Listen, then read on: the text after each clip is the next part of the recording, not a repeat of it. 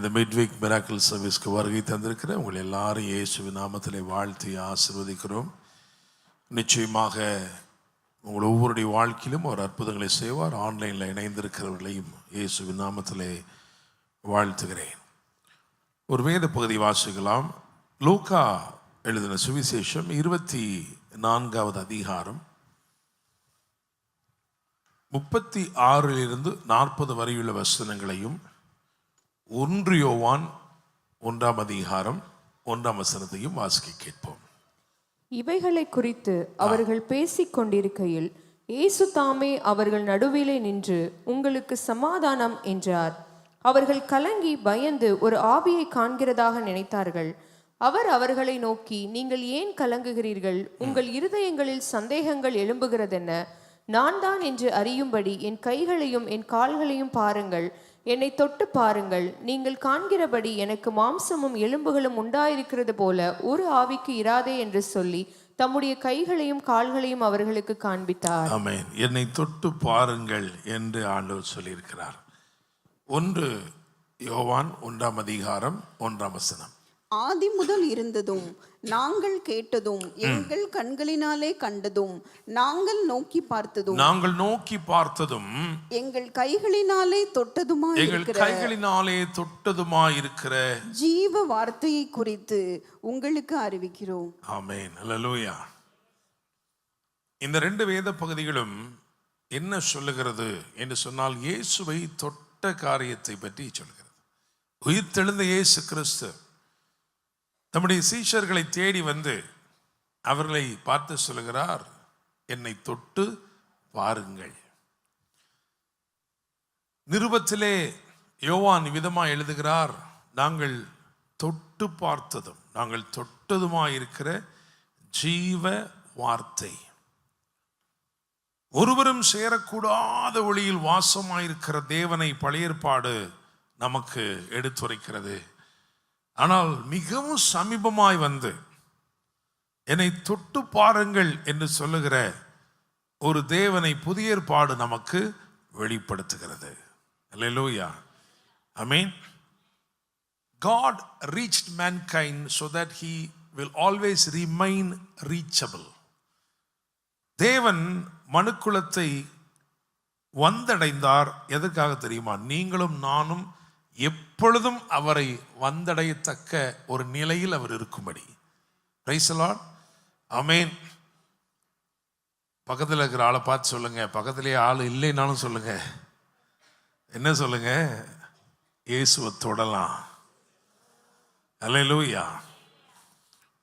இயேசுவை அறிந்து கொள்ளும் அந்த நிலை எவ்வளவு ஆழமானதாக இருக்கிறது என்று சொன்னால், அவரை தொட்டு என்ன செய்யலாம்? பார்க்கலாம். அல்லேலூயா.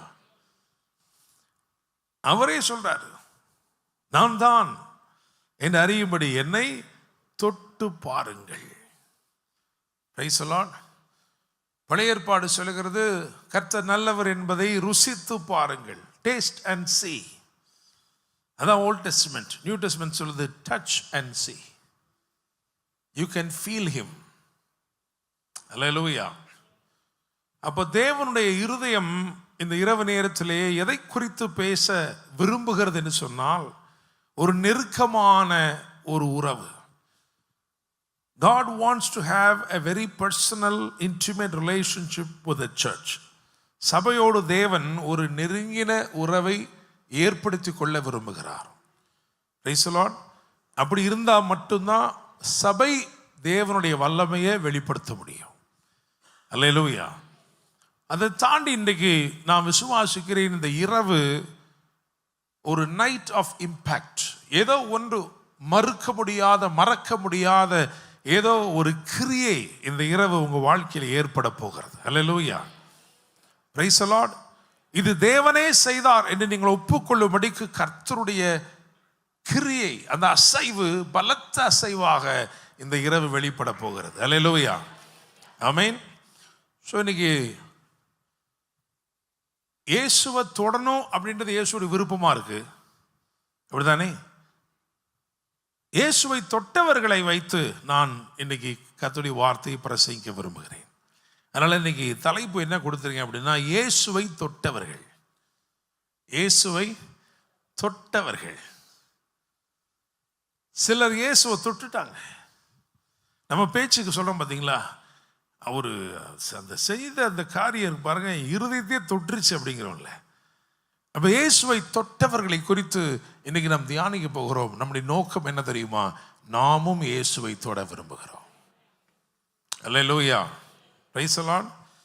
சார் 4 சம்பவங்கள் எடுத்திருக்கிறேன் வேதத்திலிருந்து. 4 சம்பவங்கள், அது 2 கோர்வையாக உங்கள் மத்தியிலே அதை நான் வைக்க விரும்புகிறேன். காரணம், இதற்கு ஒரு விளைவு. இப்ப ஒருத்தவங்க இயேசு தொட்டிருக்கிறாங்க அப்படின்னா அதோடைய விளைவு இருக்கே, அது ரொம்ப பெருசா இருக்கு. அந்த மாற்றம் பெருசா இருக்கிறது. அல்லேலூயா, அல்லேலூயா. சரி, இந்த வசனங்களை வாசிச்சு பாருங்க. மத்தேயு 14ஆம் அதிகாரம், அதிலே 34ஆம் வசனத்தில் இருந்து 36ஆம் வசனம் வரைக்கும் வாசித்து பாருங்கள். மத்தேயு 14 அதிலே 34லிருந்து 36 வரை உள்ள வசனங்கள். பின்பு அவர்கள் கடலை கடந்து கெனசரேத்து நாட்டில் சேர்ந்தார்கள். அவ்விடத்து மனுஷர் அவரை இன்னார் என்று அறிந்து சுற்றுப்புறம் எங்கும் செய்தி அனுப்பி பிணியாளிகள் எல்லாரையும் அவரிடத்தில் கொண்டு வந்து ஒரு இடம் இருந்திருக்கு. அந்த இடத்துல நிறைய பிணியாளிகள் இருந்திருக்கிறாங்க. அந்த இடத்துல இருந்தவங்களை பற்றி வேதம் சொல்லுகிறது, அவ்விடத்து மனுஷர் அவரை இன்னார் என்று அறிந்து. அறிவு இருந்தது. They knew who he was. இயேசு யார் என்கின்ற அறிவு, இயேசு யார் என்கின்ற வெளிப்பாடும் இருந்தது, வியாதியும் இருந்தது. அல்லேலூயா. பாருங்க, இன்னார் என்று அறிந்திருந்தார்கள். சுற்றுப்புறம் எங்கும் செய்தி அனுப்பி பிணியாளிகளை எல்லாரையும் வரவழைத்து அவரிடத்தில் கொண்டு வந்து. அடுத்த வசனம் என்ன போட்டிருக்கு? அவருடைய வஸ்திரத்தின் ஓரத்தையாகிலும் அவர்கள் தொடும்படி உத்தரவாக வேண்டும் என்று அவரை வேண்டிக் கொண்டார்கள். தொட்ட யாவரும் சுஸ்தமானார்கள். அல்லேலூயா, பிரைஸ் தி லார்ட். உங்களுக்கு ஒருவேளை இன்னைக்கு இயேசுவை பற்றி வெளிப்பாடும் இருக்கு, ஆனா சில வருத்தமும் இருக்கு. வெளிப்பாடு இருக்கு, சில வியாதி இருக்குன்னா இந்த இரவு தொடுதலின் இரவு. அல்லேலூயா, பிரைஸ் தி லார்ட். நீங்க யாரை பத்தி நிறைய கேள்விப்பட்டிருக்கீங்களோ அவர் இன்னைக்கு என்ன செய்ய போறீங்க? தொட போறீங்க. அல்லேலூயா, பிரைஸ் தி லார்ட். பாருங்க, ஒரு பெரிய கூட்டம், ஒரு பெரிய வரிசை, நிறைய பேர் நிக்கிறாங்க. நிறைய பேர் இயேசு என்ன பண்றாங்க? தொடுறாங்க. ஆனா இதுக்கு ஒரு துவக்கம் இருந்தது தெரியுமா? ஒரு துவக்கம். அது எங்க இருந்துச்சு? லூக்கா 8ஆம் அதிகாரத்துல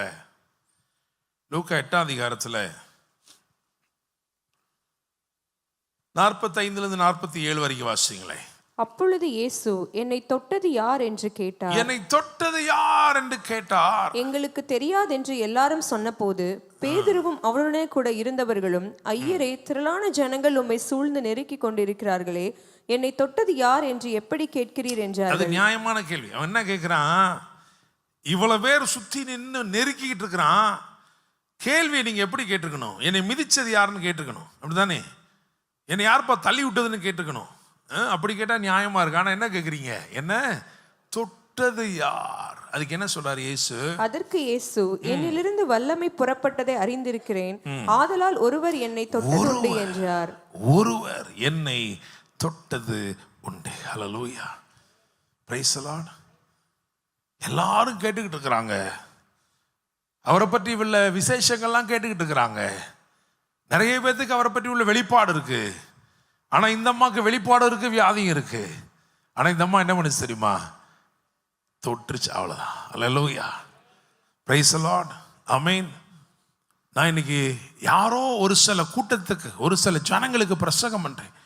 உங்களுக்கு இயேசுவை தெரியும், இயேசுவை பற்றி எல்லாம் தெரியும். ஆனா வருத்தமும் இருக்கு, வியாகுலமும் இருக்கு, வியாதியும் இருக்கு. இன்னைக்கு ஆண்டவர் உங்களை பார்த்து சொல்றாரு, இல்ல இன்னைக்கு நீ தொட போற. நீ தொட்டவுடனே எல்லாமே என்ன ஆக போகுது? சரியாக போகுது. 12 வருடங்களாக வருத்தங்கள், 12 வருடங்களாக பலட்சயப்பட்டு கொண்டே இருக்கிறாள். a continuous problem, தொடர்ச்சியான ஒரு போராட்டம், தொடர்ச்சியான ஒரு பிரச்சனை, தொடர்ச்சியான ஒரு பலவீனம். நான் இதை பிரசங்கம் பண்ணும்போது நான் சொல்றேன், ஆண்டவர் இயேசுவின் நாமத்தில் உன் வாழ்க்கையில தொடர்ச்சியான பிரச்சனைகள் இருந்தால் இன்று நீ இயேசுவை தொட போகிறாய். அல்லேலூயா. நான் இயேசுங்கிறது கேள்விப்பட்டிருக்கிறேன், ஆனா இன்னைக்கு நான் அவரை தொடுவதற்குள்ள ஒரு வாய்ப்பு. அல்லேலூயா. அவள் சொல்லுகிறாள், தான் மறைந்திருக்கவில்லை என்று கண்டு அவ வந்து சொன்னாளாம். அல்லேலூயா. She has become a trendsetter. ஒரு காரியத்துக்கு ஒரு முன்னோடியா மாறிட்டா. அவளுடைய ஒருத்தியுடைய தொடுதல் இன்றைக்கு ஒரு பெரும் கூட்டத்தையே வரிசைப்படுத்தி வைத்திருக்கிறது. அல்லேலூயா. ஆமென். இந்த வசனத்தை மட்டும் வாசிங்க. மார்க் 5:27 ஏற்கனவே வாசிச்சிருக்கோம். மார்க் 5:27 வாசிங்க பார்க்கலாம். இயேசுவை குறித்து கேள்விப்பட்டு நான் அவருடைய வஸ்திரங்களை ஆகிலும் தொட்டால் சொஸ்தமாவேன் என்று தனக்குள்ளேயே சொல்லிக்கொள்ள தொடங்கினாள். அப்படித்தானே? அல்லேலூயா. இந்த இரவுல நான் ஒரு காரியத்தை தீர்க்க தரிசனமா சொல்றேன். தேவ பிரசன்னத்தில் நீ கேள்விப்பட்ட ஏதோ ஒரு காரியம் உனக்குள்ளே ஒரு பேசும் பொருளாக மாறுகிறதே. அல்லேலூயா. ஒரு ஊற்றுக்கண் உனக்குள் திறக்கப்படுகிறது. அதன் விளைவு நீ நினைத்ததை விட பெருசா இருக்க போகுது. அல்லேலூயா. Praise the lord. ஆமென். அவ என்ன நினைச்சா தெரியுமா? நம்ம ஊர் பாஷையில சொன்னா நாசுக்கா போய் என்ன பண்ணிடணும், டபக்குன்னு தொட்டுட்டு ஓடி வந்துடணும். நீங்க அப்படி நினைக்கிற சில காரியம் எப்படி மாறப்போகுது தெரியுமா? பெரிய அசைவுகளாக மாறப்போகிறது. அல்லேலூயா. Praise the lord. ரொம்ப மெதுவா, ரொம்ப அமைதியா, ரொம்ப மறைவா இருக்கணும்னு நினைக்கிற ஒரு காரியம் இருக்கே, அது ஒரு பெரிய விளைவை ஏற்படுத்த போகிறது. அல்லேலூயா. Praise the lord. ஆமென். பகல பார்த்து சொல்லுங்க, இயேசுவை தொட்டீங்கன்னா பெரிய பின் விளைவுகள் ஏற்படும். அல்லேலூயா. பின் விளைவுகள் ஆசீர்வாதமான பின் விளைவுகள் தான். அப்படித்தானே? Price the lord. Amen. So இங்க வந்து ஆண்டவர் சொல்வார், உன் விசுவாசம் உன்னை ரட்சித்தது. ஸோ இது ஒரு வஸ்திர சம்பந்தமா இருக்கு. அவள் வந்து தொட்டாள், வஸ்திரத்தை தான் தொட்டா. ஆனால் இயேசு என்ன சொன்னார் தெரியுமா? என்ன தொட்டது யார்? ஸோ ஒரு ஸ்திரீ இயேசுவை தொட்டிருக்கிறாள். அவள் இயேசுவின் வஸ்திரத்தை தான் தொட்டாள். ஆனால் அந்த தொடுதல் ரொம்ப ஆழமா எங்க போயிருக்கு? இயேசு வரைக்கும் என்ன பண்ணிச்சு? இதே மாதிரி இன்னொன்று இருக்கு.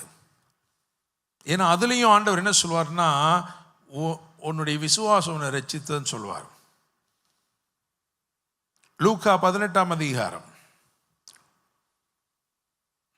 அதில் 39 41 வரைக்கும் வாசிக்க கேட்போம். லூக்கா 18:39 41 வரைக்கும். இயேசு நின்று அவனை தம்மிடத்தில் கொண்டு வரும்படி சொன்னார்.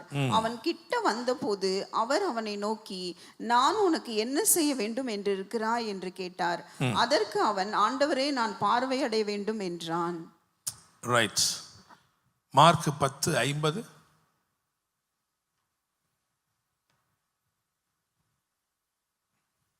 உடனே அவன் தன் மேல் வஸ்திரத்தை எறிந்துவிட்டு எழுந்து இயேசுவினிடத்தில் வந்தான். ரைட்.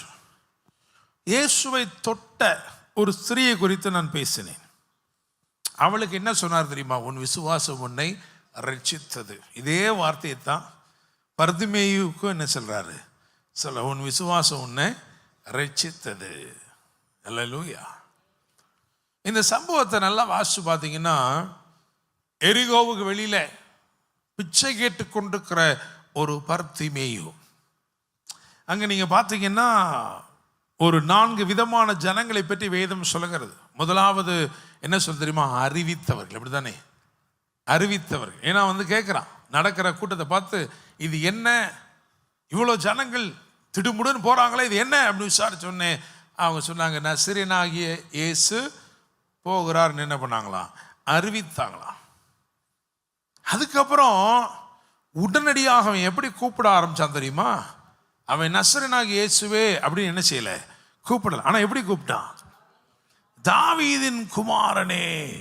அல்லேலூயா. இப்ப நான் ஒண்ணே ஒண்ணு கூட கேட்கிறேன், அவன் கூப்பிட்டது சரியா தப்பா? சரின்னு சொல்றவங்களாம் கை உயர்த்துங்க.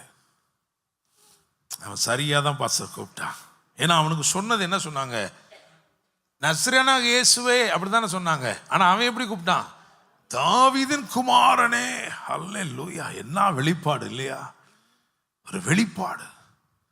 சரி, இப்போ அவர் நஸ்ரேனாக இயேசுவா இல்லைனா அவர் தாவீதின் குமாரனா? யார்கிட்ட கேட்கணும்? அதை அவர்கிட்டே கேட்போம். அவர் என்ன சொல்றாருன்னு பார்ப்போம். சரியா? வாசிக்கலாம். மத்தேயு 22ஆம் அதிகாரம் 42 வாசிக்கலாம். 45 வரைக்கும். மத்தேயு 22 அதுல 42 45 வரைக்கும். கிறிஸ்துவை குறித்து நீங்கள் என்ன நினைக்கிறீர்கள்? அவர் யாருடைய குமாரன் என்று கேட்டார். யார் கேட்டா? இது இயேசு கேட்டார். சரியா? சரி, அவங்க சொன்ன பதில், அவர் தாவீதின் குமாரன் என்றார்கள். அதற்கு அவர், அப்படியானால் தாவீது பரிசுத்த ஆவியினாலே அவரை ஆண்டவர் என்று சொல்லியிருக்கிறது எப்படி? நான் உம்முடைய சத்துருக்களை உமக்கு பாதப்படியாக்கி போடும் வரைக்கும் நீர் என்னுடைய வலது பாரிசத்தில் உட்காரும் என்று கர்த்தர் என் ஆண்டவரோடே சொன்னார் என்று சொல்லியிருக்கிறானே. தாவீது அவரை ஆண்டவர் என்று சொல்லியிருக்க அவனுக்கு அவர் குமாரனா இருப்பது எப்படி என்றார். ஆமென். புரியுதா? அவர் நீங்கெல்லாம் சரி, நீங்களே அவர் தப்புங்கிறாரு. அவர் என்ன சொன்னாரு? அது எப்படிப்பா? தாவீதே அவர் ஆண்டவர்னு சொன்னதுக்கப்புறம் அவர் எப்படி அவனுக்கு குமாரனா இருக்கிறதுன்னு? அல்லேலூயா! சில வாரங்களுக்கு முன்னாடி நான் சொன்னேன், மாம்சத்தின்படி தாவீதின் சந்ததியில் பிறந்தவரும் பரிசுத்தமுள்ள ஆவியின்படி தேவனுடைய சுதன் என்று, அப்படித்தானே, மரித்தோரிலிருந்து உயிர்த்தெழுந்தனாலே ரூபிக்கப்பட்ட தேவகுமாரனா இருக்கிறார். அல்லேலூயா! அப்ப அவர் பயங்கரமான வெளிப்பாடை சொல்லிட்டானேன்னா அவர் அற்புதம் செய்யல. அவனுக்கு தெரிஞ்சதை சொல்லி என்ன பண்ணா? கூப்பிட்டா. அல்லேலூயா! Praise the lord. உங்களுக்கு இயேசு அறிவிக்கப்படுகிறார். நீங்கள் இயேசுவை அறிந்திருக்கிறீர்கள். ஆனா சரியா இயேசு யாருன்னு யாரு காட்டி கொடுக்க முடியும்னா பரிசுத்த ஆவியானவர் தான். தம்முடைய வேத வாக்கியங்கள் மூலமாக அவர் யார் என்று உங்களுக்கு சரியான செய்ய முடியும், சொல்ல முடியும். ஆனா உங்ககிட்ட இருக்கிற அந்த ஓட்டையா இருக்கிற வெளிப்பாடு இருக்கே, அதை வச்சு உங்களுக்கு தெரிஞ்சபடி கூப்பிடுறீங்களே, அதுக்கே அற்புதம் செய்கிறார். அல்லேலூயா! Praise the lord. ஆமென். நீங்க அவரை கூப்பிட வேண்டியபடி இன்னும் கூப்பிடலையா, ஆனா கூட என்ன பண்றாரா? அற்புதங்களை செய்கிறார். அல்லேலூயா! Praise the lord. விசுவாசிக்கிறீங்களா? சரி, இங்கே இவன் எப்படி அவர் இருதயத்தை தொட்டான்? அதான் ரொம்ப முக்கியம். ஏன்னா நம்ம இன்னைக்கு இயேசுவை தொடுவதை பற்றி தான் பிரசங்கம் பண்ணுகிறோம். அந்த அம்மா வஸ்திரத்தை தொட்டுச்சு, வஸ்திரத்தை தான் தொட்டுச்சு. ஆனால் அந்த அம்மாவுடைய விசுவாசம் ஆழமாக இருந்ததுனால அந்த தொடுதல் அவரையே போய் சென்று அடைந்தது. இவன், நான் சொன்னேன் பாருங்க, அதாவது அறிவித்தவர்கள், அதுக்கப்புறம் அதட்டினவர்கள். யார் அதட்டினாங்க தெரியுமா? முன் நடப்பவர்கள். அவன் பேசாமல் இருக்கும்படி. யார் முன் நடப்பவர்கள்லாம்? யாரு? ஒரு கூட்டத்தை ஒழுங்குபடுத்துறவங்க, ஆர்கனைசர்ஸ். அவங்க தான் என்னது? முன் நடப்பவர்கள். முன் நடப்பவர்கள். முன் நடப்பவர்களுக்கு ஆண்டவருடைய புரோகிராம் தெரிஞ்சிருந்துச்சு, ஆனா அவருடைய பர்சனாலிட்டியே தெரியல. அல்லேலூயா! Praise the lord. இன்னைக்கு ரொம்ப முக்கியம், புரோகிராமை விட பிரசன்ஸ் தான் என்னது முக்கியம். அவரை அறிந்து கொள்வதுதான் ரொம்ப முக்கியம். முன் நடப்பவர்கள் அதட்டினார்கள். அறிவித்தவர்கள் இருந்தார்கள். அறிவித்தவங்க என்ன அறிவித்தாங்கன்னா, அவர் ஊரை சொல்லி சொன்னாங்க. அந்த ஊருக்காரர் நஸ்ரேனாகிய இயேசு போகிறார். அதட்டினவங்க அவர் எந்த பக்கம் போறாருன்னு அவங்களுக்கு தெரியும். அதனாலதான் முன்னாடி அவங்க போறாங்க, முன் நடப்பவர்கள். ஆனா அவர் யாருன்னு சரியா அவங்களுக்கு தெரியல. அதட்டினார்கள். அடுத்தபடியா இயேசு நின்று, ஏன்னா அவன் முன்னிலும் அதிகமாக கூப்பிட்ட உடனே இயேசு நின்று என்ன பண்ணார் தெரியுமா? அவனை அழைத்து கொண்டு வாங்கினார். அப்போ போய் கொஞ்சம் பேர் என்ன பண்ணாங்க? திடன்கொள், அவர் உன்னை அழைக்கிறார். மார்க்கில் இருக்கு 10ஆம் அதிகாரத்தில் அழைக்கிறார். அப்போ அறிவித்தவர்கள், அதுக்கப்புறம் அதட்டினவர்கள், அதுக்கப்புறம் அழைத்தவர்கள். அப்படிதானே? அல்லேலூயா! சிலர் இயேசு கிட்ட என்ன பண்றாங்க? கூட்டு வராங்க. There are people who are connecting you with your miracle. உங்க அற்புதத்தோட உங்களை இணைக்கிறவங்க. அல்லேலூயா! அவன் கூப்பிட்டுட்டு தான் உட்கார்ந்துருந்தான் இருந்த இடத்துல. ஆனா அங்கிருந்து அவனை கொண்டு வந்து இயேசுவின் இடத்துல சேர்ப்பவர்கள். அல்லேலூயா! கடைசியா நீங்கள் லூக்கா 18ஆம் அதிகாரத்தில் வாசிங்கன்னா எல்லா ஜனங்களும் அந்த அற்புதத்தை பார்த்து தேவனை புகழ்ந்தார்கள் அப்படின்னா ஆராதிக்கிறவர்கள். அல்லேலூயா, ஆமென். ஆராதிக்கிறவர்கள். அடுத்தவனுக்கு தான் அற்புதம் நடந்திருக்கு, ஆனால் இவங்க தேவன் என்ன பண்ணுறாங்க? புகழுகிறாங்க. சரி, இதில் என்ன ரொம்ப முக்கியம்? அவன் எப்பொழுது இயேசுவை தொட்டான்? இந்த வசனத்தை திரும்ப வாசிங்க. மார்க் 10 அதில் 50வது வசனம். மார்க் 10 அதில் 50வது வசனம். உடனே அவன் தன் மேல் வஸ்திரத்தை எறிந்துவிட்டு எழுந்து இயேசுவினிடத்தில் வந்தான். ஓ, இயேசு கிட்ட வர்றதுக்கு முன்னாடி அவன் ஒரு பண்ணியிருக்கான் பாருங்க. எழுந்து இயேசுவின் இடத்தில் வந்தான். Yet to receive his miracle. But his faith guaranteed his miracle. அவனுடைய விசுவாசம் இருக்கு, அது அவனுடைய அற்புதத்தை உறுதிப்படுத்திருச்சு. அவன் எழும்பு பாருங்களேன், அதை எரிந்து போட்டுட்டு, அது என்ன தெரியுமா? அவனுடைய பலவீனத்தை அடையாளப்படுத்துகிற ஒரு வஸ்திரம். அல்லேலூயா, ஆமென். சில நேரம் நம்ம பிரசங்கம் பண்ணும்போது ஒரு மியூசிக் இருந்தால் நல்லா தான் இருக்கும். ஆமென். ஒரு பேக்ரவுண்ட் கொடுக்குறாங்க, வேற ஒன்றும் இல்லை. அல்லேலூயா. என்னை கேட்கிற தேவனுடைய பிள்ளைகளே, நல்லா கவனிங்க, நல்லா கவனிங்க. அதை வேணால் கொஞ்சம் நேரம் என்ன பண்ணுங்க, சுவிட்சை அணைச்சு வைங்க. அல்லேலூயா. சுவிட்சை அணைக்க தெரியலன்னா வேற ஒன்றும் இல்லை, அந்த கிணத்துக்குள்ளே போட்டுருங்க. அல்லேலூயா. கர்த்தர் நல்லவர். என்னை கேட்கிற தேவ பிள்ளைகளை நல்லா கவனிங்க. பாருங்க, இவ்வளோ தூரம் அவனுக்கு அறிவிக்கப்படுது, எல்லாம் இது பண்ணுது. ஆனால் அந்த அழைப்பு வருது பாருங்களேன். நீ வா, அவனை கூட்டிகிட்டு வாங்கன்றாருல. அவன் அவரிடத்துக்கு போகிறதுக்கு முன்னாடியே, அற்புதத்தை பெறுவதற்கு முன்பதாகவே, இன்னும் பார்வை இல்லாமல் இருக்கும் போதே தன்னை அடையாளப்படுத்துகிற ஒரு வஸ்திரம்.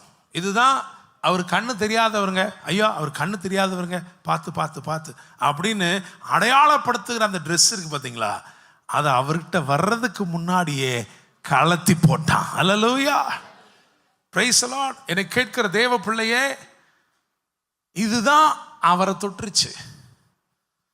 அவர் பார்க்குறாரு, என்னடா அவன் அரையும் குறையுமா தான் நம்மளை பற்றி தெரிஞ்சிருக்கு, இருந்தாலும் அவன் எழும்புறதுக்கு முன்னாடி தூக்கி எறிகிறான் பாரு. எனக்கு இந்த அடையாளம் இனிமேல் அவசியம் இல்லை. ஹல்லேலூயா, பிரைஸ் தி லார்ட். நான் யாரிடத்துல போறேன் அப்படின்னா, என் வாழ்க்கையை மாற்றக்கூடிய ஒருவரிடத்திலே, என் பலவீனத்தை மாற்றக்கூடிய ஒருவரிடத்திலே, என் நிலைமையை மாற்றக்கூடிய ஒருவரிடத்திலே. பிரைஸ் தி லார்ட், ஆமென். நான் இனியும் பிச்சை கேட்க வேண்டிய அவசியம் இல்லை. காரணம், நான் பார்வை அடைய போகிறேன். எனக்கு பார்வை அருளக்கூடிய ஒரு இடத்துல போகிறேன். இதுவரைக்கும் எனக்கு நிறைய பேர் நிறைய கொடுத்துருக்காங்க, அப்படித்தானே? ஏன்னா கேட்குறேன், அவர் என்ன பிச்சை தானே கேட்டுக்கிட்டு இருந்தாரு. ஆனால் இப்போ ஒருத்தர் கொடுக்க போறாரு, இதுக்கு முன்னாடி யாருமே கொடுத்ததில்லை. நான் விசுவாசிக்கிறேன், நீங்கள் இந்த இரவு பெறப்போகிற ஒன்று இருக்கிறதே, அது இதற்கு முன்னே நீங்கள் பெறவே இல்லை. ஹல்லேலூயா. நீங்கள் பெற்றிராத ஒன்றை பெறப்போகிறீர்கள். அவன் எழுந்து வஸ்திரத்தை எரிஞ்சிட்டு போனான் பார்த்தீங்களா? நான் விசுவாசிக்கிறேன், அப்பயே அவனுக்கு பார்வை கிடைச்சிருச்சு. அல்லேலூயா. இயேசுவை அவன் தொட்டு விட்டான்.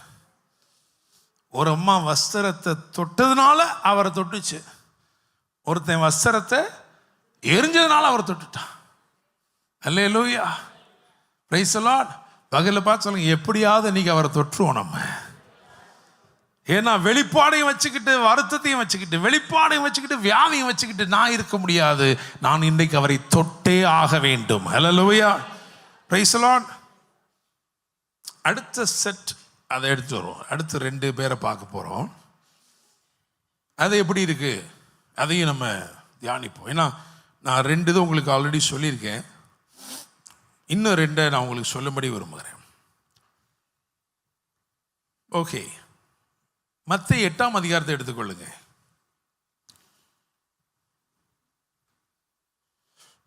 மத்தேயு 8ஆம் அதிகாரம். அதில் 3 அற்புதங்கள் வேதம் சொல்லுகிறது. 8ஆம் அதிகாரத்தில் 3வது வசனம், 8ஆம் அதிகாரத்தில் 8ஆம் வசனம், 8ஆம் அதிகாரத்தில் 15ஆம் வசனம். 3 வசனத்தையும் நம்ம இப்போ வாசிக்க நேரம் இல்லை, நீங்கள் குறித்து வச்சுக்கோங்க. முதலாவது, healing by the will of God. ரெண்டாவது, healing by the word of God. மூணாவது, healing by the work of God. 3 காரியம் இருக்காங்க. ஓகே, அவருடைய சித்தத்தின்படி, அவருடைய வார்த்தையின்படி, அவருடைய கிரியையின்படி 3 அற்புதங்கள் நடக்குது. முதலாவது அற்புதம் குஷ்டரோகிக்கு நடக்குது. அங்க போட்டுருக்கு பாருங்களேன், தமது கையை நீட்டி அவனை தொட்டு, அல்லேலூயா, தொட்டார். இதுக்கு அடுத்து 3வது 15ஆம் வசனத்தில் பார்த்தீங்கன்னா, அங்கேயும் பேதுருடைய மாமி அவள் கையை தொட்ட உடனே, இவங்க 2 பேரையும் தொட்டிருக்கிறார். இவங்க 2 பேருக்கு நடுவில் இருக்கிறதா யாரு? 100க்கு அதிபதி, அதிகாரம் உள்ள ஒரு மனிதன். ஆனா அவனை இவர் தொட்டதா என்ன இல்லை, வசனமே இல்லை. குஷ்டரோகியை தொட்டிருக்கிறாரு, ஜுரமாய் கிடந்த பேதுருவின் மாமியை தொட்டிருக்கிறாரு. ஆனா 100க்கு அதிபதி என்ன செய்யல, அவரு தொடல. என்ன அப்படின்னா, அவன் வந்து கேட்கிறான் ஒரே ஒரு வார்த்தை. அது என்ன அழகா சொல்றான்னா, அவன் சொல்றான், நான் அதிகாரத்துக்கு கீழ்ப்பட்டவனாயிருந்தும் ஒருவனை போ என்று சொன்னால் போகிறான், ஒருவனை வா என்று சொன்னால் வருகிறான், இதை செய் என்று சொன்னால் செய்கிறான். அவன் என்ன சொல்றான், ஆண்டவரே எனக்கு மேல ஒரு அத்தாரிட்டி இருக்கு, எனக்கு மேல அதிகாரம் இருக்கு, நான் அதிகாரத்துக்கு கீழ்ப்பட்டவனாக இருக்கிறேன், எனக்கே அதிகாரம் இருக்கும் என்றால் எல்லா அதிகாரத்துக்கும் மேற்பட்டவராயிருக்கிற உமக்கு எவ்வளவு அதிகாரம் இருக்கும். ஹல்லேலூயா, பிரைஸ் தி லார்ட், ஆமென். அத்தாரிட்டியில் இருக்கிறனால அவன் அத்தாரிட்டி புரிஞ்சுக்கிட்டு என்ன பண்றான், அவன் கேட்கிறான் ஒரே ஒரு வார்த்தை. அப்ப நான் கேட்டேன், ஆண்டவரே குஷ்டரோகியும் தொட்டிருக்கீங்க, இந்த அம்மாவையும் தொட்டிருக்கிறீங்க, அவனை மட்டும் ஏன் என்ன செய்யல, தொடல? அப்போ ஆண்டவர் சொன்னார், அவன் என்ன தொட்டுட்டான்பா. அல்லேலூயா.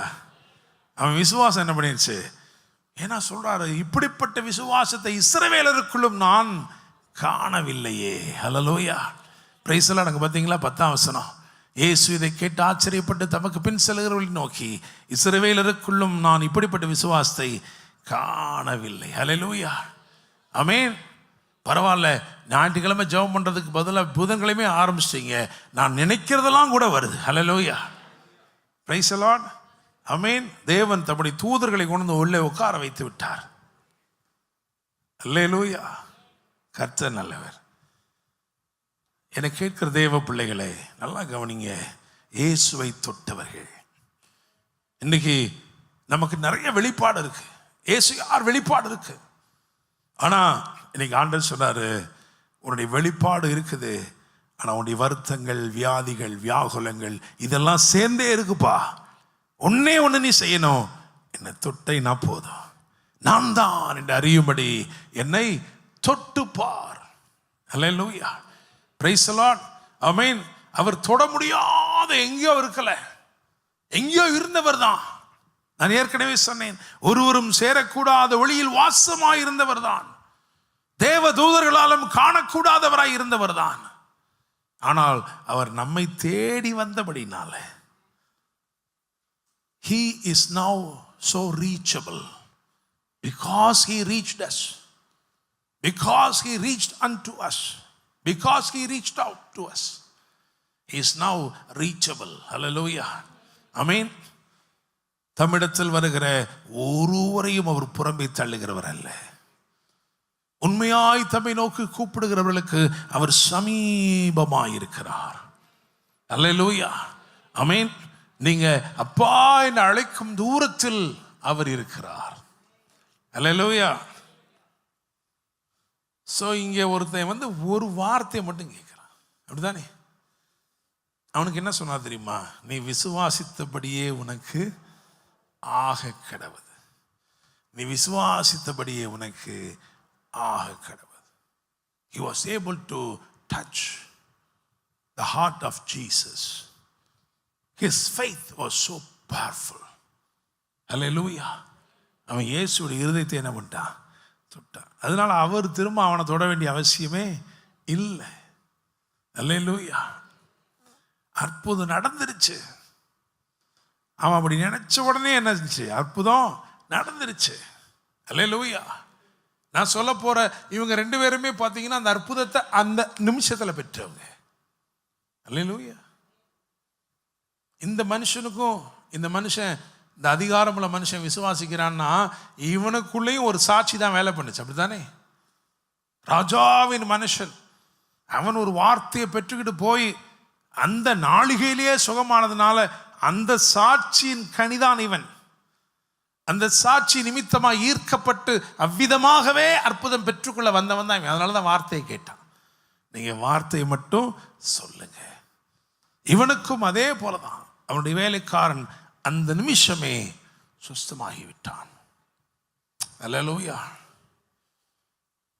கடைசியா ஏன்னா முதல் 2 பார்த்துட்டோம், அது 2 வஸ்திரம் சம்பந்தப்பட்டதுக்கு, அப்படித்தானே?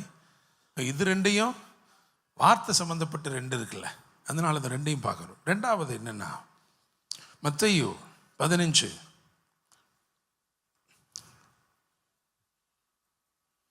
அதுல 23. அவளுக்கு பிரதியுத்தரமாக அவர் ஒரு வார்த்தையும் சொல்லவில்லை.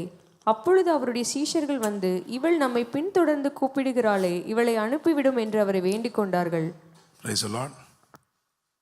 ஒரு 100க்கு அதிபதி பார்க்குறோம், ஒரு வார்த்தை கேட்குறான், ஒரே ஒரு வார்த்தை கொடுங்க.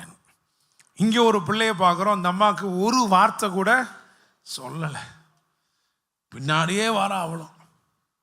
22வது வசனத்திலிருந்து இருக்கு, 15 அதிகாரம் 22ஆம் வசனத்திலிருந்து 28 வரைக்கும் இருக்கு. பின்னாடியே வாரம், ஆனால் ஒரு வார்த்தை கூட சொல்லவே இல்லை. எந்த அளவுக்கு அப்படின்னா சீச்சர்கள்லாம் ரெக்கமெண்ட் பண்ணுறாங்க, அப்படி தானே? ஆண்டவரை பார்த்து எதை பார்த்து பண்ணி விடுங்க, ஆண்டவரை ஏதாவது பண்ணுங்க அப்படின்ற மாதிரி. ஐயோ நம்ம தொந்தரவு செய்கிறாளே, பின்னாடியே வந்துக்கிட்டு இருக்கிறாளே. அல்லேலூயா. ஒரு காரியத்தை புரிந்து கொள்ள வேண்டிய என்ன அப்படின்னா, தேவன் எல்லாவற்றையும் அதனதன் வேளையில் நேர்த்தியாக செய்கிறவர், அதனதின் காலத்திலே. உலகத்திலே கடினமான மனிதர்கள் அப்படின்னா அவங்க யூதர்கள் தானா? அதனாலதான் பேசிட்டு இருக்கும்போதே கல்லை தூக்கிடுவான், பார்த்துருக்கீங்களா? ஏசுநாதர் பேசிட்டு தான் இருப்பார், பேசும்போதே என்ன பண்ணிடுவான், பசுக்குன்னு கல்லை தூக்கிடுவான். ஏன்னா இருதயம் பூரா அப்படிதான் இருந்துச்சு, கல்லா தான் இருந்துச்சு. அதனால அவங்க மத்தியில ஊழியம் செய்ய இயேசு என்ன பண்ணாரு, வந்தார். ஆனால் இயேசு எல்லாருக்கும் உரியவர். அதனாலதான் வேதம் அவரை இயேசுவாகிய உலக ரட்சகர் என்று எழுதியிருக்கிறது. அல்லேலூயா. விசேஷமா இயேசு இந்தியர்களை ரொம்ப நேச்சதுனால தான் தம்முடைய ஒரு சீஷரை என்ன பண்ணிட்டார், இந்தியாவுக்கு அனுப்பினார். அல்லேலூயா. Praise the lord. மாத்திரமல்ல, பரிசுத்த வேதாகமத்தில் அமெரிக்காவுடைய பேர் இல்லை, ஆனால் என்ன பேர் இருக்கு, இந்தியாவுடைய பேர் எழுதி வைத்தார். அல்லேலூயா. Praise the lord. சரி இருக்கட்டும், பாருங்க, ஒருத்தி பின்னாடியே வந்து கேட்கிறா. ஏன் அந்த நேரத்தில்னா, அதாவது பெந்தெக்கோஸ்தே என்னும் நாள் வந்தபோது முதலாவது ஆவியானவர் ஆபிரகாமின் மாம்சத்தின் பிள்ளைகள், த பிசிக்கல் சில்ட்ரன், அவங்க மேலதான் ஊற்றப்பட்டார். யூதர்கள் மேலதான் பரிசுத்த ஆவியானவர் ஊற்றப்பட்டார். நமக்கு ஒரு நாளை வச்சிருந்தார். எங்க? கொர்நேலியு வீட்டில். புறஜாதியாருக்கென்று ஒரு நாளை வச்சிருந்தாரு. எங்க? கொர்நேலியு வீட்டில். வேதம் சொல்லுகிறது, அவர் யூதருக்கு மாத்திரமா தேவன், அவர் புறஜாதிகளுக்கும் தேவனா இருக்கிறாரே. இந்த தேவன் பட்சபாதம் உள்ள தேவன் அல்ல, ஆனா நம் பேர்ல கொஞ்சம் பட்சபாதமாவே எல்லாம் செஞ்சிருக்கிறார், அப்படித்தானே? இஸ்ரவேலர்கள், யூதர்கள் 10 நாட்கள் காத்திருந்து பெற்றுக்கொண்டார்கள். ஆனால் புறஜாதியார் கொர்நேலி வீட்டில் கூடி எவ்வளவு நாள் ஆச்சு? 4 நாள் கூட ஆகலை. அதுவும் இல்லாமல் பேதுரு பிரசங்கம் பண்ணிட்டு பிரசங்கம் பண்ண முடிக்க கூட அவர் விடலை. பிரசங்கம் பண்ணி கொண்டிருக்கும் போதே ஆவியானவர் வந்து என்ன பண்ணிட்டார், ஆதியிலே நம்மேல் இறங்கினது போலவே இவர்கள் மேலும் இறங்கினார். அல்லேலூயா. Praise the lord. அப்போ புறஜாதியாருக்கு இந்த ஆசீர்வாதங்களும் நன்மைகளும் பொழிந்தருளப்படுகிற ஒரு காலம் நிர்ணயிக்கப்பட்டிருந்துச்சு. ஆனா இந்த கானானிய ஸ்திரீ அதுக்கெல்லாம் முன்னாடி என்ன பண்றா கேட்கிறா, அதெல்லாம் எனக்கு தெரியாது, எனக்கு இப்பவே என்னுடைய சகோதரி அமெரிக்காவில் இருக்கா. அவள் சின்ன குழந்தையா இருக்கும்போது நான் எங்கள் அக்காலாம் எங்கள் அப்பாட்ட ஏதாவது கேட்கணுன்னா நாங்கள் பெட்டிஷன் போட்டு போவோம். எங்கள் அம்மா மூலமாக ஒரு பெட்டிஷன் போடுவோம். அம்மா சொல்லுங்க, வாங்கி கொடுங்கம்மா அப்பாட்ட சொல்லுங்கம்மா அப்படிமோ. ஏன் அப்படி சொல்லணும்னா எங்கள் அம்மாவுக்கு நாசுக்கா எந்த நேரத்தில் எங்கள் அப்பா கொஞ்சம் கூலாக இருப்பார்னு பார்த்து அவங்களுக்கு சொல்ல தெரியும். ஆனால் என் தங்கச்சி அப்படிலாம் கிடையாது. என் தங்கச்சி வந்து டைரெக்டாக எஸ்டிடி மாதிரி டைரெக்டாக நேரே போய் எனக்கு இது வேணும். உடனே அவர் சொல்லுவார், நீ என்ன இப்போ 25ஆம் தேதி கேட்குற, அடுத்த மாதம் வாங்கி தரேன் அப்படிம்பார். அதுக்கு எங்கள் தங்கச்சியோட பதில் என்ன தெரியுமா? இப்போவே எனக்கு வேணும். அல்லேலூயா. இந்த அம்மா அப்படி தான் கேட்டுச்சு, கானானி ஸ்திரீ. அந்த அம்மா அது சொல்லி, எனக்கு இந்த கெமிஸ்ட்ரி பயாலஜிலாம் தெரியாது, எனக்கு இப்போயே வேணும். அல்லேலூயா. Praise the lord. ஆண்டவர் அவளுக்கு பதிலாக ஒன்றும் கூட சொல்ல, ஒரு வார்த்தை கூட சொல்லலை. இன்னும் கொஞ்சம் பின்னாடியே வந்துட்டே இருந்தாரா. அது மட்டும் இல்லாமல் வேதம் என்ன சொல்லி தெரியுமா? 25ஆம் வசனம் வாசிங்களேன். 25th verse. அவள் வந்து ஆண்டவரே எனக்கு உதவி செய்யும், ஆண்டவரே எனக்கு உதவி செய்யும் என்று அவரை பணிந்து கொண்டாள். ஒண்ணுமே சொல்ல, ஒரு வார்த்தையுமே சொல்ல, ஆனா அவ என்ன பண்ணாலாம்? பணிந்து கொண்டாள். இப்படியாவது என்ன பண்ணியிருக்கணும்? சரி, அவருடைய இருதயம் இழகி அசைஞ்சு, சரி நம்ம ஒன்றும் சொல்லலைனாலும் என்ன பண்றா? தொழுது கொள்ளுகிறாளே. அது கூட அவர் என்ன பண்ணல, அது கூட அவர் இருதயத்தை தொடலை. அதுக்கப்புறம் அவர் சொன்னார், ஏம்மா பிள்ளைகளின் அப்பத்தை எடுத்து நாய்க்குட்டிகளுக்கு போடுறது நல்லதல்ல அப்படின்னார். அது சும்மா சொன்னார் அப்படி. இதில் நிறைய விஷயம் இருக்கு. அவளுடைய பதிலை பாருங்களேன். அவளுடைய பதிலை வாசிங்க. 27. அதற்கு அவள், மெய்தான் ஆண்டவரே, ஆகிலும் நாய்க்குட்டிகள் தங்கள் எஜமான்களின் மேஜையிலிருந்து விழும் துணிக்கைகளை தின்னுமே என்றாள். அல்லேலூயா. அவன் சொல்றா, நீங்க சொல்றது கரெக்டு தான், ஆனா நீங்க யாரை வந்து பிள்ளைகள்னு சொல்லி மேஜையில கொடுக்குறீங்களோ அந்த பிள்ளைங்க அதை அலட்சியம் பண்ணுகிறது. பிள்ளைகளால் அலட்சியம் பண்ணப்படுகிறவைகள் அற்பமாய் எண்ணப்பட்டவர்களுக்கு அற்புதங்களாய் இருக்கிறது. அல்லேலூயா. Praise the lord. பிள்ளைகள் அலட்சியம் பண்ணுகிறது அற்பமாய் எண்ணப்பட்டவர்களுக்கு அற்புதமாய் இருக்கிறது.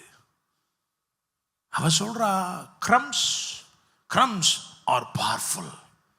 அவ சொல்றா, துணிக்க தானே சொல்றீங்க, அந்த துணி, ஐயோ அந்த துணிக்க எவ்வளவு பெருசு. அல்லேலூயா. அதனால தான் சொன்னார், ஸ்திரியே உன் விசுவாசம் பெரியது. அல்லேலூயா.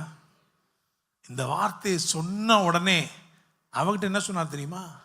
உன் விசுவாசம்படி ஆக கடவுள் கூட சொல்லலை, நீ விரும்புகிறபடியே உனக்கு போட்டிருக்கா. 28ஆம் வசனத்தை வாசிங்க. இயேசு அவளுக்கு பிரதியுத்தரமாக, ஸ்திரீயே உன் விசுவாசம் பெரிது, நீ விரும்புகிறபடி உனக்கு ஆக கடவுள். அவ என்ன விரும்பினா தெரியுமா? என் மக இப்பயே சரியாயிடணும். ஏன்னா கேட்குற அம்மா அப்படிப்பட்ட அம்மாவா இருக்கே, எனக்கு இப்பயே வேணும்னு கேட்குற அம்மா. அதனால சுகமும் என் மகளுக்கு இப்பயே அப்படிதான் நினைச்சிருக்கு. அதனால நீ விரும்புகிறபடி உனக்கு ஆக கடவுது. அந்நேரமே அவள் மகள் ஆரோக்கியமானாள். அல்லேலூயா. அப்போ ஒருவன் ஒரு வார்த்தையை கேட்டதுனால அவர் இருதயத்தை கவர்ந்து கொண்டான். இன்னொரு அம்மாவுக்கு ஒரு வார்த்தையும் கிடைக்காதனால அந்த அம்மா இருதயத்தை கவர்ந்து கொண்டது. அல்லேலூயா. ஒன்று சொல்லி முடிக்கிறேன். She was undergoing a season of silence.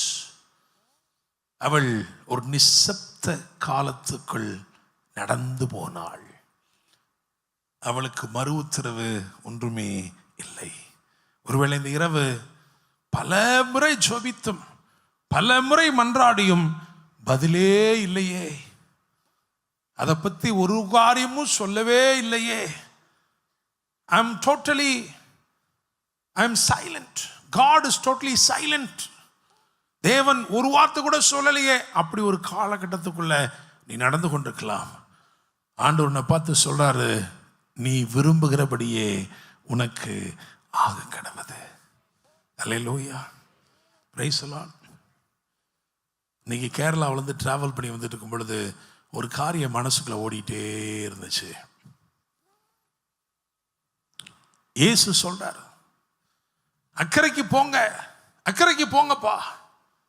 அவங்க அக்கறைக்கு போறாங்க. தண்டு வலித்து போராடி பிரயாசப்படும் போது பெரிய புயல், எதிர்காற்று. அவங்க போகிற திசையில கொஞ்சம் கூட போக முடியல. இயேசு கடல் மேல் நடந்து அவர்களிடத்திற்கு வந்தார். அல்லேலூயா, பிரைஸ் தி லார்ட்.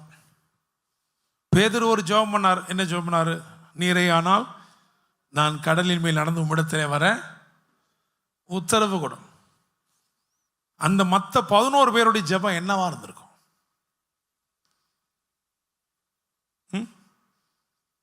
ஒருத்தர் என்ன பண்ணிட்டாரு? அவர் புயலையும் கண்டுக்கல, காற்றையும் கண்டுக்கல, எதையுமே கண்டுக்கல. அவர் ஒரே வார்த்தை முடிச்சு, நீரே ஆனால் நான் ஜலத்தின் மேல் நடந்து உம்மிடத்தில் வர கட்டளையிடும். ஆனால் அந்த 11 பேர் என்ன ஜெபம் பண்ணியிருப்பாங்க மனசுக்குள்ள? என்னம்மா? கரை சேரணும்னா என்ன நடக்கணும் முதல்ல? என்னம்மா? அவர் படகுல வரதெல்லாம் அப்புறம் பார்ப்போம்மா. அதுக்கு முன்னாடி என்ன இருக்கு? புயலே அடங்கணுங்க. ஐயோ, அதான முக்கியம். அப்படித்தானே? பிரச்சனை ஓஞ்சா தானே பாஸ்டர், அதெல்லாம் அப்புறம் பார்ப்போம் பாஸ்டர். முதல் இந்த பிரச்சனை ஒன்று ஓஞ்சா போதும். இப்படி எவ்வளோ பேர் 11 பேர் ஜெபம் பண்ணியிருக்கான் படவுக்குள்ள உட்காந்து. அது கேட்டாரா?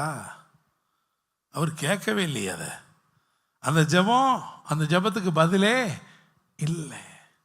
Sometime God is silent. You're not receiving any answer. Even though you are praying, நீ ஜெபிக்கிற, விழுந்து புரண்டு ஜெபிக்கிற, ஆனால் அந்த ஜெபத்துக்கு ஒரு பதிலுமே இல்லாத மாதிரி தெரியுது. அல்லேலூயா. அங்கே ஒருத்தையும் கடலில் நடந்து வாரான், அவன் வேற முங்கிட்டான், அவனை வேற தூக்கி எடுத்துட்டு இருக்காரு. இவங்க உள்ளது சொல்லியிருப்பாங்க, நாங்கள் அப்பயே சொன்னோம் இதெல்லாம் தேவையா அவனுக்கு? அவசரம் புரியாமல் என்ன பண்ணுறான் பாருங்க. இப்போ தான் நடந்து போகணுமா? இன்னொரு நாள் போகக்கூடாதா? கடலுக்கு சாந்தமாக இருக்க நேரம் போகலாமா இல்லையா? அதுவே பிச்சு உதறி என்ன பண்ணிக்கிட்டு இருக்கு? பிரச்சனையா இருக்கையா? அல்லேலூயா. Silent. When God is silent, you must believe that He is up to do something beyond your thinking. நீ நினைக்கிறத விட, எதிர்பார்க்கிறத விட, யோசிக்கிறத விட, இதுக்கு முன்னாடி நீ பார்த்ததை விட ஏதோ மகிமையான ஒன்றை அவர் செய்ய போகிறார் என்பதை மாத்திரம் புரிந்துகள். அல்லேலூயா. கானானிய ஸ்திரீ பெற்றுக்கொண்ட அற்புதம் மாதிரி வேற யாரும் அப்ப பெற்றுக்கொள்ளல, ஆனா அவளுக்கு அது நடந்துச்சு. அல்லேலூயா, பிரைஸ் தி லார்ட். புயலை பற்றி ஒரு வார்த்தை கூட இயேசு சொல்லவே இல்லை. புயலை அதட்டவும் இல்லை. அதான் ஆச்சரியமா இருக்கு. அப்படித்தானே? இவங்கெல்லாம் அதெல்லாம் எதிர்பார்க்கிறாங்க. ஏன்னா இதுக்கு முன்னாடி என்ன பண்ணாரு? இறையாதே, அமைதலாயிருன்னு சொன்னார். அப்படி ஏதாவது ஒன்று சொல்லுவாரா அப்படின்னு நிறைய நேரம் இயேசு செய்த அற்புதத்தை நம்ம பின்னாடி பார்த்து அப்படித்தானே பண்ணாருன்னு இப்போ எதிர்பார்க்கிறோம். அப்படி பண்ண மாட்டார். அல்லேலூயா, பிரைஸ் தி லார்ட். நீங்கள் மட்டும் ஒவ்வொரு கிறிஸ்மஸுக்கு வேற வேற டிசைனாக சட்டை போடுறீங்கல்ல, அப்புறம் அவர் வேற மாதிரி அற்புதம் செய்ய வேணாமா? அல்லேலூயா. அதனால அவரும் போன செஞ்ச மாதிரி இந்த வருஷம் செய்ய மாட்டார், வேற மாதிரி செய்வார். ஆனால் நிச்சயமா அற்புதம் செய்வார். நிச்சயமா நீங்க ஆச்சரியப்படுவீங்க. அல்லேலூயா, பிரைஸ் தி லார்ட். அவர் ஒண்ணுமே செய்யல. பேதுரு கையை பிடிச்சிட்டு படகுல ஏறினாரு, காற்று அமர்ந்து விட்டது. அவர் சைலண்டா இருக்கிறார்னா கவலைப்படாத, உன்னுடைய வயலன்ஸ் எல்லாம் கொஞ்ச நாள்ல அடங்கிரும். Price the Lord. மூர்க்கமாய் எழும்பி காணப்படுகிற, உன்னை அழித்து போட வேண்டும் நினைக்கிற சகலவற்றையும் அவர் அடக்குவார். வார்த்தையே தேவையில்லை. அவர் சொல்லாமலே என்ன பண்ணுவார்? அதனால தெரிஞ்சுக்கணும், உங்களுக்கு ஒரு வார்த்தை கிடைக்கலையே, வார்த்தை இல்லாம செய்ய போறார். அல்லேலூயா, பிரைஸ் தி லார்ட். வார்த்தை கிடைக்கலன்னா கவலைப்படாதீங்க, வந்து எல்லாம் செஞ்சிருவார். அல்லேலூயா, விசுவாசிக்கிறீங்களா? அப்போ வஸ்திரத்தை வச்சு 2 பேரை பார்த்தோம், வார்த்தையை வச்சு 2 பேரை பார்த்தோம். இன்னைக்கு நம்ம செய்ய போறது ஒன்னே ஒண்ணுதான், அவரை தொடுவோம், இயேசுவை தொடுவோம், இயேசுவை தொழுவோம். Price the Lord. கண்களை மூடி ஜெபம் பண்ணலாம். பரலோக தேவனே, ஆண்டவரே, தகப்பனே, உம்மை குறித்த வெளிப்பாடுகள் அநேகமா இருக்கலாம். நான் இயேசுவை அறிந்த பிறகும் என் வருத்தங்கள் தொடர்கிறதே, நான் இயேசுவை அறிந்த பிறகும் என் வியாதிகள் தொடர்கிறதே. நான் இயேசுவை அறிந்த பிறகும் என் வறுமை தொடருகிறதே, நான் இயேசுவை அறிந்த பிறகும் என் வியாகுலங்கள் தொடருகிறதே. இன்னைக்கு ஆண்டவர் சொல்லுகிறாரு, நீ தொட்ட என்றால், நீ தொட்டா போதும்பா, நீ என்னை தொட்டு பார், உன்னை தொடும்படிதான் நான் வந்தேன். எல்லா மகிமையும் துறந்து பரலோகம் விட்டு இறங்கி உனக்காக வந்தவர். He came to reach you and he remains reachable. Through faith you can still reach him. விசுவாசத்தின் மூலமாக இன்னைக்கும் நீ அவரை தொட முடியும். அந்த ஸ்திரீ அவரை குறித்து கேள்விப்பட்ட போது அவள் தனக்குள்ளே பேச தொடங்கினாள், தொடர்ச்சியாய் பேச தொடங்கினாள். நான் இயேசுவை தொடுவேன், நான் இயேசுவை தொடுவேன், இயேசுவை தொடுவேன் என்று சொன்னாள். ஆனால் என்னைக்கு அவள் தொட்டாளோ அன்றைக்கு அவள் வியாதி மறைந்து போனது. என்னைக்கு அவள் இயேசுவை தொட்டாளோ அன்றைக்கு அவளுடைய வறுமை மறைந்து போனது. அவள் இயேசுவை தொட்ட போது அவளுடைய வியாதிகளும் வருத்தங்களும் மறைந்து போனது. இந்த இரவு நீங்களும் நானும் இயேசுவை தொடும் ஒரு இரவு. Thank you Holy Spirit. ஆவியானவரே, ஆவியானவரே, ஆண்டவரே, இன்னும் உம்மை அறிந்து கொள்ளும்படி, இன்னும் அருகில் வரும்படி எங்களுக்கு உதவி செய்யுங்கப்பா, உதவி செய்யுங்க. பார்வையற்ற பரிதிமேய்வை போல காணப்படுகிறோம். உம்முடைய வார்த்தைகள் இன்றைக்கு எங்களை அழைக்கிறது. நாங்கள் எவைகளை எறிந்து விட்டு உம்மிடத்தில் போக வேண்டுமோ அவைகளை விசுவாசத்தில் எறிந்து போட்டு உம்மிடத்திலே வந்து ஒரு புது பார்வையை பெற்றுக்கொள்ள, ஒரு புது நடையை பெற்றுக்கொள்ள அனுக்கிரகம் பண்ணுங்க. இந்த வார்த்தைகளை ஒவ்வொருவருக்கும் ஊழியம் செய்யட்டும். இங்கே இருந்து கேட்டுக்கொண்டிருக்கிற மாத்திரமல்ல, ஆன்லைன்ல இணைந்திருக்கிற ஒவ்வொருவருக்கும் ஊழியம் செய்வதாக. நாங்கள் இயேசுவை தொடட்டும் ஆண்டவரே. அப்போஸ்தலர்கள் சொல்லுகிறது போல நாங்கள் கேள்விப்பட்டோம், நாங்கள் நோக்கி பார்த்தோம், எங்கள் கைகளினாலே தொட்டோம். அப்படி ஒரு அனுபவத்தை தாரும், ஆசீர்வதியோப்பா ஆண்டவரே. இந்த வாரம் முழுவதிலும் நம்முடைய பிள்ளைகளுடைய போக்கு வரத்து எல்லாவற்றையும் பாதுகாத்துக் கொள்ளுங்க. கையின் கிரியைகளை ஆசீர்வதிங்க, வியாபாரங்களை ஆசீர்வதிங்க, வேலை ஸ்தலங்களில் நீர் மகிமைப்படுவீராக. ஆண்டவரை, யார் யாரை அதட்ட வேண்டுமோ அவர்களை உமது பிள்ளைகளுக்காய் அதட்டுவீராக. ஆண்டவரை, யார் யாருக்கு அற்புதங்கள் நடக்க வேண்டுமோ அற்புதங்களை செய்வீராக. ஆண்டவரே, தகப்பனே, ஒரு காலத்தில் மேஜையிலிருந்து விழுகிறவைகளை நாங்கள் எடுத்து உண்டோம் அப்பா. ஆனால் எங்களை பிள்ளைகளாய் மாற்றி, ஆபிரகாமின் சந்ததியாய் மாற்றி, கிறிஸ்துவுக்கு உடன் சுதந்திரராய் மாற்றி, எங்களை மேஜையில் அல்ல உன்னதத்திலே உட்கார பண்ணி இருக்கிறீர். உம்மோடு கூட பந்தி இருக்கிறவர்களாய், உம்மோடு கூட பந்தி இருக்கிறவர்களாய், பாக்கியம் பெற்றவர்களாய் அமர்த்தி இருக்கிறீர். ஆண்டவரே, what we receive is more than crumbs. நாங்கள் துணிக்கைகளை அல்ல, பூரணமானவைகளை, முழுமையானவைகளை பெற்றுக்கொள்கிறோம். உடைய வார்த்தை உண்மையுள்ளது தகப்பனே. தொடர்ந்து எங்களுக்கு ஊழியம் செய்யும், நீர் மகிமைப்படுவீராக. உடைய பரிசுத்த இரத்தத்திற்குள் எங்களை ஒவ்வொருவரையும் மூடி மறைத்துக் கொள்ளும், தீமைகளை அணுகாதபடி பாதுகாத்துக் கொள்ளும். பரீட்சை எழுதுகிற ஒவ்வொரு பிள்ளைகளையும் ஆசீர்வதிக்கிறோம். கர்த்தருடைய கரம் அந்த பிள்ளைகளோடு கூட இருந்து உம்முடைய ஞானத்தை தந்து கிருபைகளை தந்து நடத்தட்டோம்ப்பா. ஆசீர்வதிங்க. இன்னும் நாங்கள் உம்மை அறிந்து கொள்ளட்டும், உம் அருகில் வரட்டும், உம்மை நாங்கள் தொடட்டுவோம்ப்பா.